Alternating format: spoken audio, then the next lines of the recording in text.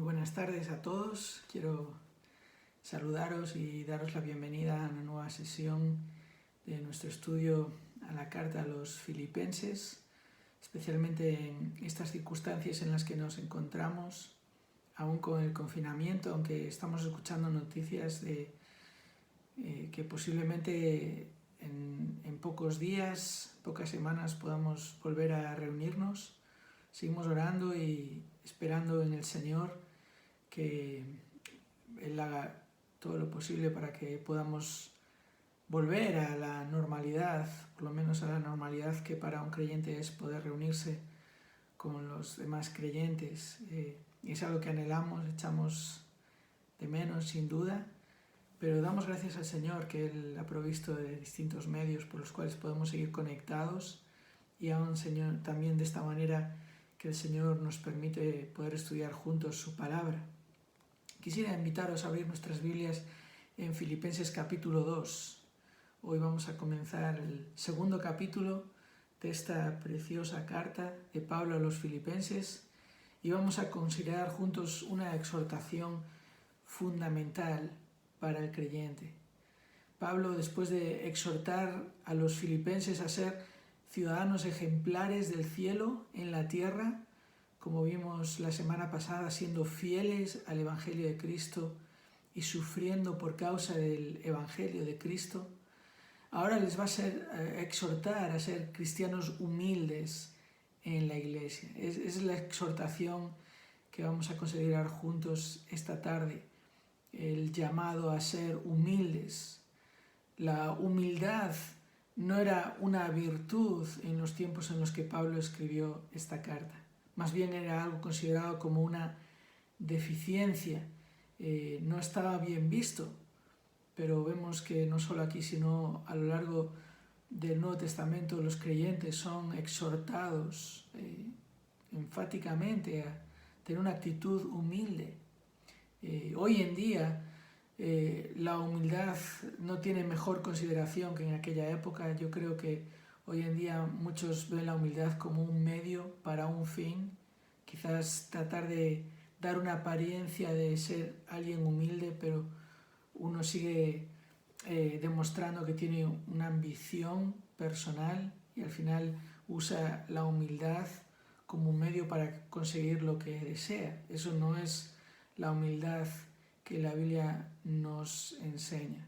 Y otra cosa importante al comenzar este estudio es recordar que la Biblia nos dice que la humildad no es algo natural en el ser humano. De hecho, lo natural es lo contrario, es el orgullo, la ambición personal, la contienda.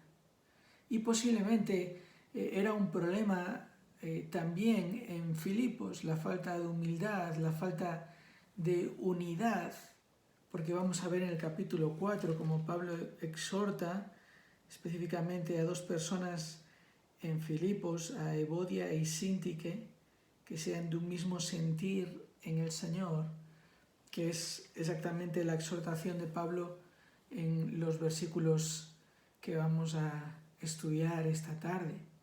Era un problema seguramente en aquella iglesia y es un problema seguramente en todas las iglesias. Todos estamos ante ese peligro de, en vez de buscar el bien de los demás y ser humildes en nuestra actitud, en nuestra manera de pensar, de buscar pues lo mejor para nosotros mismos.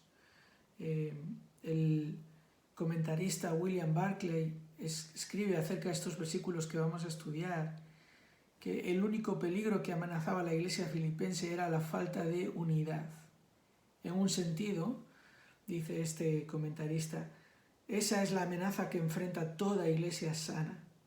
Cuando las personas experimentan su mayor consagración y convicción en las creencias, son más propensas a las desavenencias. Cuanto mayor sea el entusiasmo, mayor será el peligro de que surjan conflictos, y Pablo deseaba protegerles de ese peligro. Hermanos, hermanas, la iglesia está expuesta a este peligro, la falta de unidad. Y surgen conflictos porque a menudo nuestra vieja tendencia aparece esa tendencia que es el orgullo, que es el buscar el bien de uno mismo. Y vamos a ver por medio de este pasaje que la solución a esa falta de unidad es la humildad, es crecer en humildad. Y es realmente un pasaje especial, profundo, el que nos vamos a encontrar aquí de una manera muy enfática, de una manera específica y clara. El apóstol Pablo recuerda este llamado, esta exhortación para los creyentes. Fijaos lo que dice Filipenses capítulo 2 y versículo 1. Por tanto, si hay alguna consolación en Cristo, si algún consuelo de amor, si alguna comunión del Espíritu, si algún afecto entrañable, si alguna misericordia, completad mi gozo sintiendo lo mismo, teniendo el mismo amor, unánimes sintiendo una misma cosa. Nada hagáis por contienda o por vanagloria, antes bien con humildad, estimando cada uno a los demás como superiores a él mismo, no mirando cada uno por lo suyo propio, sino cada cual también por lo de los otros. ¿Cómo podemos sentir lo mismo? Pablo hace aquí la exhortación principal, es el versículo 2, completad mi gozo sintiendo lo mismo. Completad mi gozo teniendo el mismo sentir. ¿Cómo podemos hacer eso? ¿Cómo podemos mantenernos unidos? Bueno, Pablo nos enseña aquí que crecer en humildad es la respuesta. Dice, con humildad, no haciendo nada por contienda o vanagloria, sino estimando cada uno a los demás como superiores, no mirando cada uno por lo suyo propio, sino cada cual también por lo de los otros. La clave para esta unidad espiritual está en la humildad. Y la palabra de Dios, por medio de este pasaje, nos enseña cómo podemos llegar a ser cristianos verdaderamente humildes. Cristianos que con nuestra humildad mental colaboramos en mantener la unidad espiritual. Y aunque ahora mismo, por la situación que vivimos, las circunstancias que vivimos, apenas podemos estar juntos, sí que podemos aprovechar el estudio de estos versículos para estar más preparados para cuando volvamos a poder estar juntos y para que podamos humildemente mantener esta unidad espiritual que Cristo nos ha dado. Entonces, la pregunta, ¿cómo puede ser un cristiano verdaderamente humilde? Y este pasaje nos da dos claves, nos lanza dos retos para ser humildes. Y el primero lo encontramos en el versículo 1 y es este: recuerda continuamente el amor de Cristo. Recuerda continuamente el amor de Cristo. Fijaos, este versículo se caracteriza por la repetición de una palabra varias veces, una pequeña palabra. Sí, por tanto, sí hay alguna consolación en Cristo, sí algún consuelo de amor, sí alguna comunión del Espíritu, sí algún afecto entrañable y misericordia. Realmente en el original aparece hasta 4 veces, aquí lo tenemos 5 veces, pero las dos últimas realmente van unidas en el pasaje, si algún afecto entrañable y misericordia. Y lo que Pablo nos está mostrando aquí es 4 condiciones asumidas. ¿Qué quiero decir con esto? Bueno, Pablo no está diciendo si fuera que tenéis consolación en Cristo, consuelo de amor, etc. Si se diera ese caso, entonces esta es la exhortación. No, realmente esta palabra en el original está apuntando a algo que se da por hecho, que se asume. Es como si Pablo dijera, realmente Pablo está diciendo, ya que tenéis alguna consolación en Cristo y algún consuelo de amor y alguna comunión del Espíritu y afecto entrañable y misericordia. Estas son cosas que el cristiano tiene en Cristo. Así que Pablo está dándonos aquí los motivos por los cuales hemos de ser humildes. Y en un sentido lo que Pablo está haciendo aquí es enfocar la mente de los filipenses en la salvación que habían recibido en Cristo. Porque lo vemos de estas 4 maneras. Pablo primero dice alguna consolación en Cristo. Y aquí Pablo utiliza una palabra que se utiliza también en los evangelios, concretamente en el Evangelio de Juan, para describir al Espíritu Santo, cuando allí en Juan capítulo 14, por ejemplo, se nos describe como el Consolador. Realmente es más que un consolador, la idea ahí literal es uno que se pone al lado de otro para acompañarle. ¿Qué es lo que Pablo está diciendo aquí? Que como creyentes tenemos la constante compañía de Cristo. ¿Recordáis cómo él mismo lo prometió a sus discípulos en Mateo capítulo 28, versículo 20? Y aquí yo estoy con todos vosotros hasta el fin del mundo. Esa es la promesa del Señor Jesús y eso es lo que Pablo está enfatizando aquí.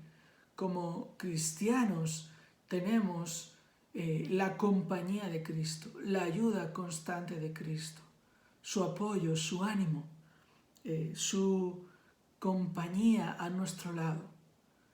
Pero no solo esto, Pablo va a ser enfático porque dice también algún consuelo de amor. Aquí está hablando del amor de Dios que Dios nos ha mostrado a nosotros. Tenemos el constante consuelo del amor de Dios, la realidad de que Dios nos ha amado y nos ama, y la realidad de cómo eso tiene que afectar a nuestras vidas. Os recuerdo las palabras del apóstol Juan cuando escribe su primera carta en el capítulo 4 y versículo 7, esta exhortación allí: amados, amémonos unos a otros porque el amor es de Dios. Todo aquel que ama es nacido de Dios y conoce a Dios. El que no ama no ha conocido a Dios, porque Dios es amor. En esto se mostró el amor de Dios para con nosotros, en que Dios envió a su Hijo unigénito al mundo para que vivamos por Él. En esto consiste el amor, no en que nosotros hayamos amado a Dios, sino en que Él nos amó a nosotros y envió a su Hijo en propiciación por nuestros pecados. Amados, si Dios nos ha amado así, debemos también nosotros amarnos unos a otros. Así que, con respecto a nuestra actitud hacia los demás creyentes, nosotros tenemos la compañía de Cristo, la ayuda de Cristo. Tenemos también ese amor que Dios nos mostró a nosotros, para que nosotros sea un ejemplo perfecto a seguir. Esa realidad de que nosotros hemos experimentado el amor de Dios y por lo tanto podemos ofrecer este amor de Dios. Pablo dice más, dice si alguna comunión del Espíritu. Y Pablo aquí está recordándonos otro beneficio espiritual de estar en Cristo, de la salvación, es el Espíritu Santo. Aquí lo describe Pablo como la comunión del Espíritu Santo, la colaboración del Espíritu de Dios en nuestras vidas. ¿Qué es lo que hace? Desde el comienzo, desde empezar por darnos vida espiritual cuando estábamos muertos, como Pablo, por ejemplo, le recuerda a Tito en el capítulo 3 de su carta, que fuimos regenerados por el Espíritu Santo, pues tenemos lo que se nos describe en Gálatas capítulo 5 como el fruto del Espíritu de Dios, aquello que el Espíritu de Dios va produciendo en la vida de los creyentes. ¿Recordáis cuál es este fruto?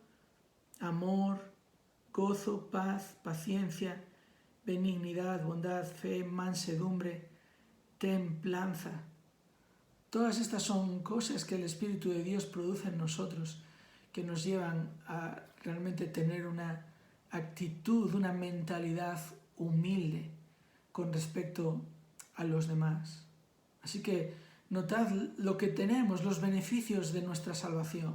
Si realmente queremos ser verdaderamente humildes, tenemos que recordar esta salvación, como Cristo vino y se puso a nuestro lado, vino a buscar y a salvar lo que se había perdido, como Dios demostró su amor para aquellos que no merecían amor.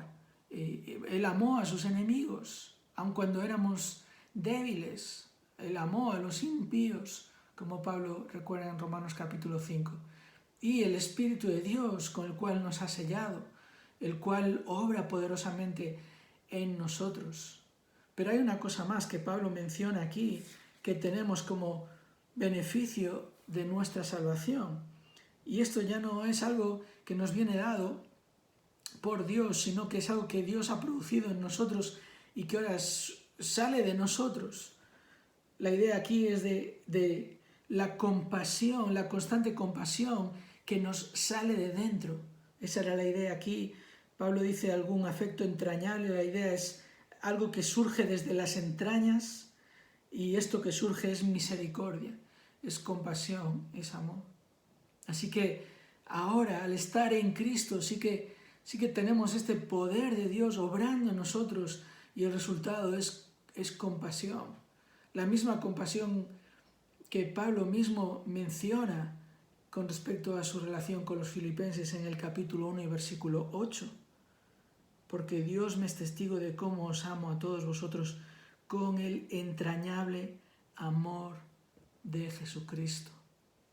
Ahora notad, hermanos, estas condiciones, que como digo, Pablo no está diciendo, bueno, si en algún momento tenéis algo de esto. No, esto lo tenéis. Los que estáis en Cristo, tenéis a Cristo como ayuda constante. Tenéis el amor de Dios como un consuelo, como un ejemplo constante. Tenéis la colaboración del Espíritu Santo como una ayuda, una capacitación constante. Y todo esto, junto con lo que el amor, esa compasión que el Señor produce en nosotros, que nos sale de dentro.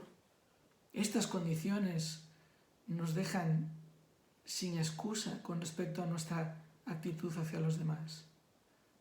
Estas condiciones nos dejan sin excusa con respecto a no tener una actitud humilde, porque hemos de recordar que todos fuimos salvados por el mismo Salvador y en las mismas condiciones.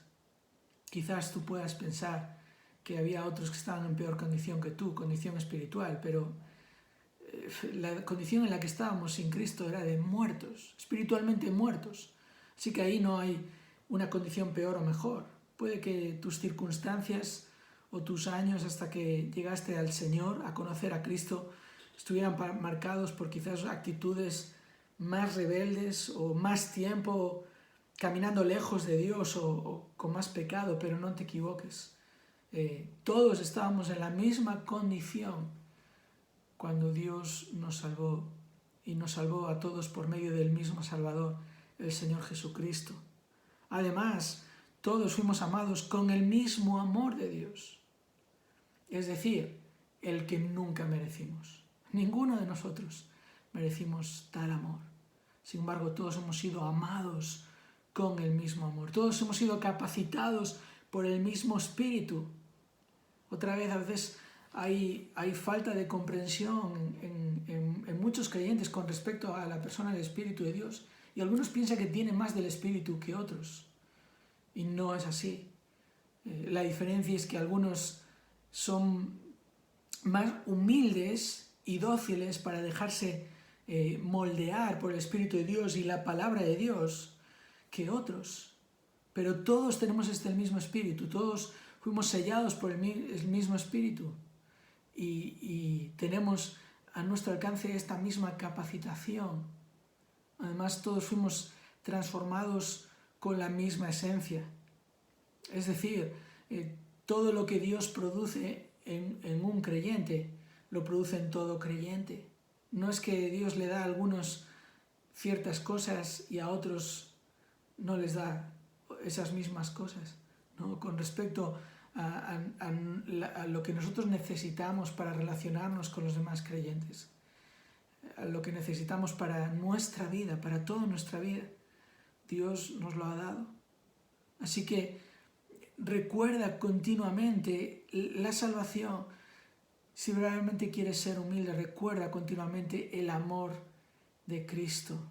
Recuerda, como dice el pastor Paul David Tripp, no olviden quiénes son, dice este pastor. Ustedes son hijos de Dios que han heredado riquezas más allá de lo que pueden concebir. Se les ha dado todo lo que necesitan para hacer lo que Dios les ha llamado a hacer. Así que tenemos todo lo que necesitamos para mantenernos unidos, para ser humildes. Lo que pasa que muchas veces no echamos mano de lo que tenemos.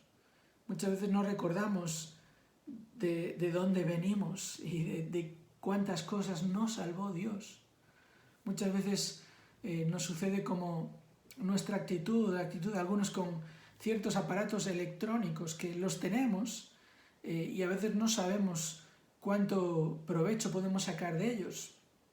Por ejemplo, hoy en día casi nadie usa el teléfono móvil solo para llamar, pero tal como son los teléfonos móviles hoy en día, los smartphones, los teléfonos inteligentes que tienen 1000 cosas que puedes hacer con ellos. Yo mismo estoy grabando este vídeo con mi teléfono, pero imagínate que teniendo un teléfono así solo lo utilizaras para llamar por teléfono.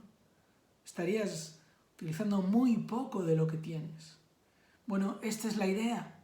Pablo dice aquí, mirad todo lo que tenemos en Cristo. Pablo le dijo a Timoteo en su primera carta, capítulo 6, versículo 12, echa mano de la vida eterna a la cual fuiste llamado. Fijaos qué expresión, echa mano de la vida eterna. No, la vida eterna no es algo que nos espera en el futuro cuando muramos y vayamos a la presencia de Dios o cuando Cristo venga a buscarnos. No, la vida eterna es algo que tenemos ya, de lo que tenemos que echar mano. Así que, ¿cómo crecer en humildad? Bueno, echa mano de la salvación que tienes en Cristo. Una salvación que es por pura gracia. Sé humilde porque no merecías este amor, no merecía yo este amor con el que Dios nos ha amado. Recuerda qué sería de ti si no tuvieras a Cristo.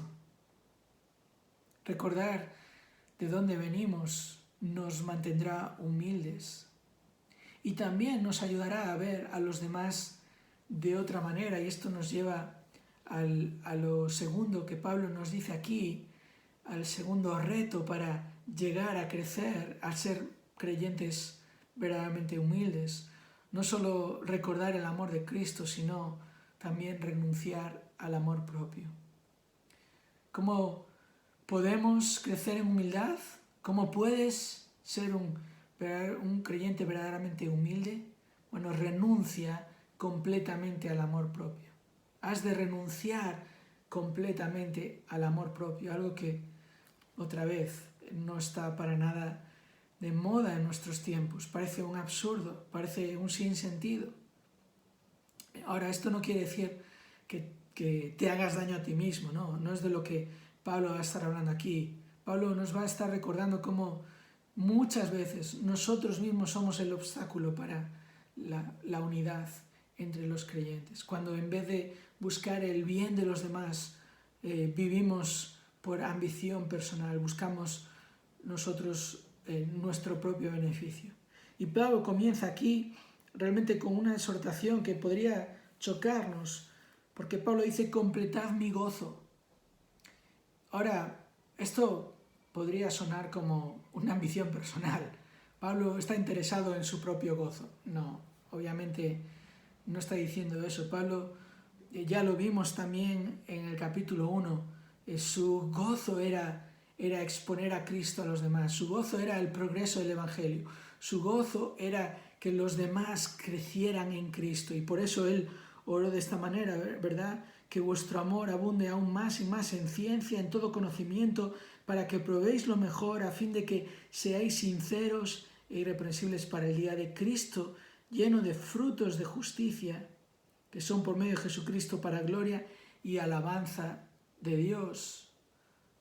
Pablo, al decir completad mi gozo, es una exclamación que simplemente está diciéndoles, tenéis que ser humildes, y nada me llenaría de más gozo que ver ese crecimiento, esa unidad espiritual entre vosotros. Es lo mismo que Juan el Bautista expresó cuando le preguntaban si él era el Mesías. En Juan capítulo 3, versículo 28, Juan, que era el precursor del Mesías, el profeta enviado para anunciar la venida del Mesías, él dice ahí: vosotros mismos me sois testigos de que dije, yo no soy el Cristo, sino que soy enviado delante de él. Y ahora fijaos esta sencilla ilustración que Juan pone aquí para expresar lo que siente. Dice: el que tiene la esposa es el esposo, mas el amigo del esposo que está a su lado y le oye, se goza grandemente de la voz del esposo. Así pues, mi gozo se ha cumplido. Todo su ministerio giraba en torno a anunciar la venida del Mesías, y ahora que estaba ahí, su gozo estaba cumplido. Y esta es la misma idea de Pablo aquí, su gozo completo al ver a los creyentes mantenerse unidos porque están creciendo en humildad. Y aquí está la exhortación: completad mi gozo sintiendo lo mismo. Realmente esta es la exhortación. Ahora, ¿a qué se refiere Pablo aquí con sentir lo mismo? Bueno, es una palabra interesante aquí, el verbo que Pablo utiliza, porque no se refiere tanto a sentimientos o sensaciones, sino a la manera de pensar, a la opinión que uno tiene sobre algo, a la disposición que uno tiene, la actitud que uno tiene. Dicho de otra manera, es nuestro sentir sobre algo, que es lo que pensamos sobre algo, ¿verdad? Cómo nos sentimos es de acuerdo a cómo pensamos. Esta es la realidad de lo que Pablo está diciendo aquí. No es que tenemos que buscar sentirnos todos bien unos con otros, sino que lo que tenemos que buscar es una misma manera de pensar, un mismo sentir con respecto a las cosas. Ahora, ¿cómo llegamos a tener ese mismo sentir? Eso sería interesante saberlo, y esa es la buena noticia, que es lo que Pablo precisamente les va a decir aquí a los filipenses. ¿Cómo llegamos a tener el mismo sentir? Pablo continúa diciendo aquí: completad mi gozo sintiendo lo mismo, teniendo el mismo amor. Para tener este mismo sentir, lo que tenemos que hacer primero es amar a todos con el mismo amor. Esto es lo que Pablo está diciendo aquí cuando dice teniendo el mismo amor. Es decir, teniendo el mismo amor por todos, amando a todos por igual. Y esto muchas veces puede resultarnos complicado, ¿verdad? Porque tenemos más afinidad quizás con algunos que con otros. Tenemos igual una relación más larga con unos que con otros. Pero cuando estamos hablando de amar a las personas, no estamos hablando de amar en base a experiencia o a lo que otros nos han dado ya, aunque eso tiene un valor, pero el amor con el que somos llamados a amar a los demás es un compromiso, y este compromiso ha de ser igual con todas las personas, con unos y con otros, unos que igual nos caen mejor, otros que quizás no tenemos la misma relación, unos que quizás su personalidad es más lejana a la nuestra, o otros que su personalidad es más parecida a la nuestra. Y de hecho, creo que hay una ilustración que nos puede ayudar mucho, y es el propio Señor Jesús, cuando en un momento muy especial mostró su amor para con todos sus discípulos. Ese momento especial lo encontramos en Juan capítulo 13. Jesús está a punto de cenar con sus discípulos. Es la última cena, como conocemos, ¿verdad? Pocas horas después iba a ser llevado a la cruz. Y quiero que recordéis que en ese momento, el que iba a empezar la cena, Jesús hace algo sorprendente. Jesús toma algo de agua y toma una toalla y empieza a lavar los pies de sus discípulos. Y hace algo que en aquella cultura, en aquel contexto, era habitual que hicieran los siervos de menor rango, de menos categoría en una casa. Era lavar los pies de aquellos que habían llegado como invitados, algo que era muy, muy necesario, por cierto, porque se manchaban los pies de caminar todo el día por caminos de tierra, ¿verdad? Ahora, lo que hace el Señor Jesús, Él lo va a decir luego, les va a dar un ejemplo, una ilustración de cómo tenían que amarse unos a los otros. Eso, de hecho, lo encontramos en el versículo 15. Jesús le dice, ejemplo os he dado para que como yo os he hecho, vosotros también hagáis. Pero por un momento quiero recordaros, ¿quiénes eran aquellos a los que Jesús le lavó los pies? Entre aquellos estaba uno que pocas horas después le iba a traicionar. Y Jesús le amó. Jesús le mostró el mismo amor a él que a los otros 11 que luego demostraron creer en él y ser fieles a él. Ahora, entre esos 11 que demostraron ser fieles al Señor, había uno que también, muy pocas horas después, le iba a negar hasta 3 veces. Uno que de hecho cuando Jesús le llega a lavar los pies, Pedro, si recordáis, reacciona, ¿no?, como precisamente una falsa modestia, no me vas a lavar a mí, si acaso yo a ti, pero Pedro, no lo habías hecho cuando llegaste a la casa, como Jesús lo hizo, no tomaste esa iniciativa, ¿no?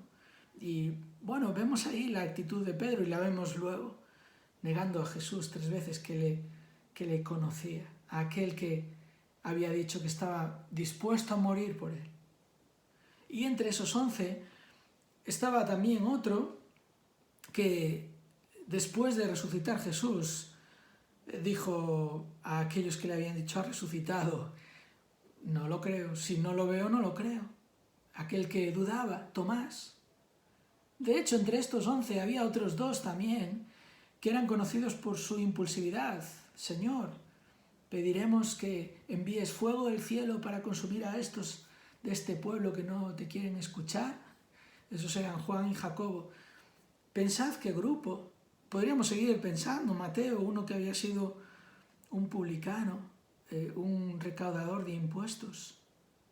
Y a todos ellos Jesús les amó con el mismo amor.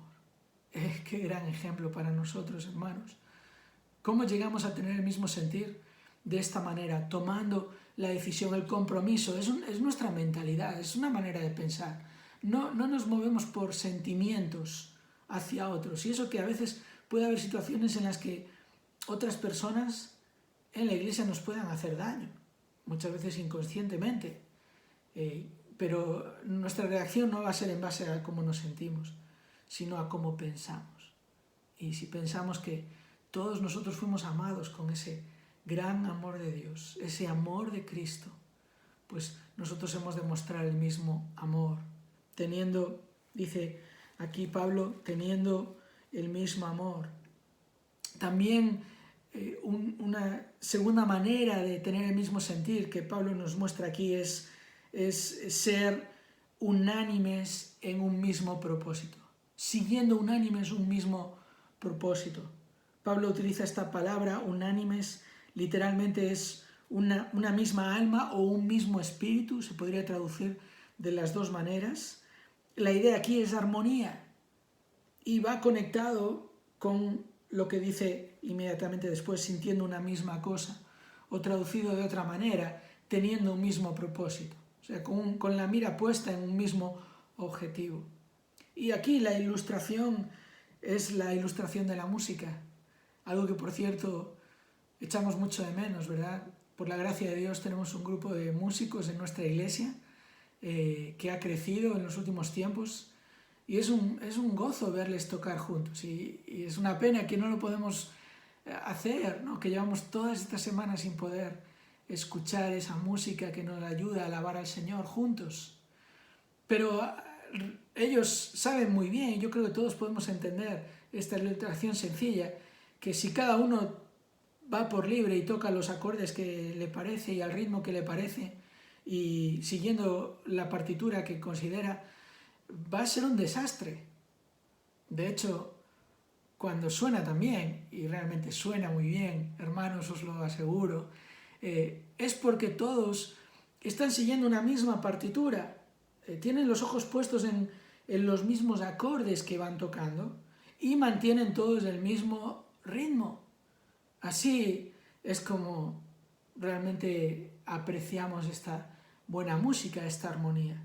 Bueno, esta es la idea aquí, una idea sencilla, pero si todos realmente seguimos un mismo propósito, un mismo objetivo, si todos tenemos la misma partitura delante, que es la palabra de Dios, y todos vamos al mismo ritmo, todos unánimes, todos conscientes de las prioridades del creyente, las prioridades de la iglesia, así es como vamos a tener un mismo sentir. Y así es como vamos a crecer en humildad, reconociendo que yo no hago las cosas por libre, o que yo no puedo hacer la obra de Dios por mí mismo, porque Dios me ha colocado en una iglesia con otros creyentes a mi alrededor. Pablo dice dos cosas más aquí que nos ayudan a entender cómo podemos tener el mismo sentir. Hemos dicho amando a todos con el mismo amor. Hemos dicho siguiendo unánimes en un mismo propósito. Tercero, en el versículo 3, considerando a los demás creyentes como más importantes. Otro pensamiento radical, si pensamos en las sociedades en este mundo, considerando como más importantes a los demás. Bueno, es lo que Pablo dice aquí: nada hagáis por contienda, una palabra que significa ambición personal, o por vanagloria, una palabra que apunta a la búsqueda de la fama personal, de tener un nombre, de ser aplaudido, de ser apreciado. Así no es como hemos de hacer las cosas, sino con humildad, estimando cada uno a los demás como superiores a él mismo. Este verbo estimar, considerar, apunta aquí a un ejercicio mental, a un esfuerzo de considerar el valor de los demás. Considerar el valor de los demás a la luz de nuestro Dios, a la luz de lo que Dios nos ha dado y lo que Dios ha hecho para con los demás a nuestro alrededor. Dios les ha amado, Dios les ha salvado, Dios les ha colocado a mi lado, en mi misma iglesia. Todo esto es parte de la sabiduría de Dios, el propósito de Dios. Por tanto, de considerarlos como importantes, como más importantes que a mí mismo, porque no se trata de mí mismo, se trata de cómo Dios me puede usar para bendecir a los demás, cómo Dios me puede usar para ayudar a los demás a crecer en Cristo, cómo Dios me va a ayudar, me va a usar para ayudar a aquellos que están pasando por distintas necesidades en su vida espiritual. Esto es lo que Pablo está diciendo aquí, como superiores al mismo, es decir, como tu prioridad. Es algo maravilloso que Dios ha creado, la unidad espiritual de los creyentes manifestada en iglesias locales. Cuando vemos esto, que al preocuparnos unos por otros, siempre estamos poniendo nuestra mirada en los demás, y entonces no buscamos esa vanagloria, y no nos movemos por ambición personal, pero a la vez tenemos a un grupo de creyentes preocupado por nosotros mismos, pensando que nosotros somos importantes, pensando cómo ayudarnos a nosotros. Y esto tiene implicaciones prácticas importantes, como es con respecto a la manera que oramos por los demás. Ya lo vimos también en el capítulo 1, al ver cómo Pablo oraba por estos creyentes. En la manera en que servimos a los demás, en la manera en que nos sacrificamos por los demás, en la manera en que hacemos cosas que igual no nos gustan tanto y hacemos cosas que sí nos gustan, pero recordando que todo lo que hacemos lo hacemos buscando el beneficio espiritual de los demás creyentes, que es precisamente lo que Pablo dice en el versículo 4, no solo considerándoles como más importantes que nosotros mismos, sino buscando el beneficio espiritual, no mirando cada uno por lo suyo propio, sino cada cual también por lo de los otros. Obviamente, Pablo no está diciendo aquí que nosotros no debemos preocuparnos por nuestra salud espiritual, no tiene nada que ver con esto. Pensemos que aquí estamos en el ámbito, en el contexto de la iglesia local, unida, reunida, viviendo unánimes, sirviendo unánimes. Por supuesto que La Biblia nos recuerda que nosotros en nuestro hogar hemos de leer la palabra de Dios, hemos de orar, hemos de aprovechar esos medios que Dios nos ha dado para crecer espiritualmente. No estamos diciendo aquí que debemos olvidarnos de hacer estas cosas. De hecho, hacer esas cosas es para beneficio de los demás, porque esto es lo que trae realmente humildad a nuestras vidas. Y entonces así es como realmente tenemos el mismo sentir y traemos o fortalecemos esta unidad espiritual. Otra vez quisiera mencionar aquí al pastor Paul David Tripp. Dice algo muy interesante que desvela nuestra realidad. Él dice: somos demasiado habilidosos en mirar nuestro propio mal y ver bien. Somos mucho mejores en ver el pecado, la debilidad y las faltas de los demás que en ver los nuestros propios. Tendemos a ser ciegos a nuestra propia ceguera. ¿Qué significa todo esto? Significa que la evaluación personal correcta es un producto de la gracia. ¿Os dais cuenta? Nuestra evaluación personal correcta es un producto de la gracia. No podemos evaluarnos a nosotros mismos a la luz de nosotros mismos. Debemos evaluarnos a la luz de Cristo si queremos evaluarnos correctamente. Y debemos evaluar a los demás a la luz de Cristo. Y así es como realmente vamos a tener el mismo sentir. ¿Cómo crecer en humildad? Bueno, te animo a que le pidas al Señor que te ayude a amar a cada creyente con el mismo amor. Así es como vas a crecer en humildad, reconociendo esto, que si el Señor así nos amó, como decía el apóstol Juan, si Dios nos ha amado así, debemos también nosotros amarnos unos a otros. Debes también asegurarte que conoces bien el propósito principal de la Iglesia. Si para tener el mismo sentir hemos de seguir un mismo propósito, bueno, ese propósito no lo definimos cada uno de nosotros, sino que Dios mismo lo define en su palabra. Y por eso también es tan importante la enseñanza de la palabra de Dios, que nos ayuda a estar centrados todos en un mismo propósito y no ir cada uno por su lado. También deberías examinar tus motivaciones, hacer un autoexamen por el cual puedas cerciorarte que no estás actuando por ambición personal. Y te animo también a que pidas al Señor que te ayude a discernir, a ser consciente de las necesidades espirituales de los que están a tu alrededor.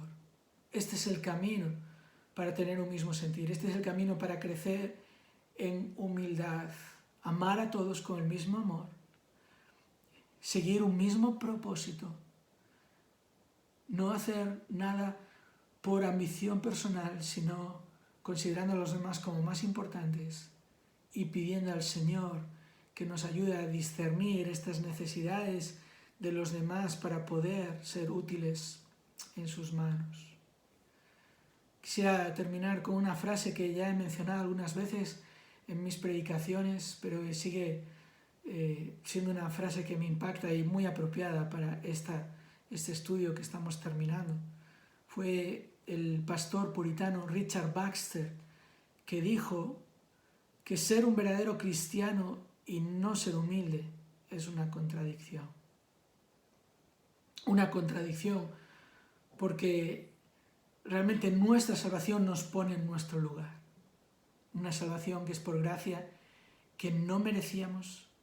¿Cómo vamos a de repente tener un concepto de nosotros más alto del que tenemos? Sí, somos hijos de Dios, debemos recordar esto para echar mano de aquellas cosas que Dios nos ha dado, estos recursos espirituales, estos beneficios que tenemos en Cristo, pero no como una ambición personal, sino para el beneficio de todos los demás a nuestro alrededor. Ser un verdadero cristiano y no ser humilde es una contradicción porque Cristo nos pone en nuestro lugar y esto es lo que vamos a ver la próxima semana, porque Pablo les va a llevar a los filipenses a pensar en el mayor y mejor ejemplo de humildad que ha existido nunca. Y ese es el ejemplo que encontramos en Cristo. Haya pues en vosotros este sentir que hubo también en Cristo Jesús. Lo veremos la semana que viene. Pero recordemos, hermanos y hermanas, que la humildad que viene de Dios no es una sensación, no es una actitud que tenemos en ciertos momentos, es una manera de pensar. La humildad que viene de Dios es una humildad mental. Es lo que pensamos con respecto a los demás creyentes. Nuestro compromiso, nuestra responsabilidad es amarles y no que nos amen. Nuestro compromiso con ellos es mantener esta unidad por medio de seguir el mismo propósito y por medio de buscar el beneficio de los demás, el beneficio espiritual de los demás. Por eso, porque la humildad es mental, es una manera de pensar, hemos de pensar en el amor de Cristo. Ese amor asombroso e inmerecido. Recuérdalo. Hemos de pensar también en nuestro amor propio, peligroso e innecesario. Es peligroso, va a traer contienda y conflicto. Es innecesario. Ningún creyente a tu alrededor necesita tu amor propio. Lo que necesita es que tú le ames como Cristo le ama.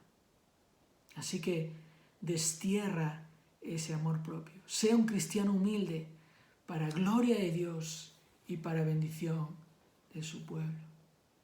Que el Señor os bendiga y os ayude ahora a tener también un tiempo de oración, orando unos por otros y pidiendo también de manera personal estas cosas cada uno de nosotros para que cuando podamos recuperar la normalidad de reunirnos, de estar unos con otros, nuestros discipulados, nuestras reuniones, podamos realmente estimularnos al amor y a las buenas obras los unos a los otros.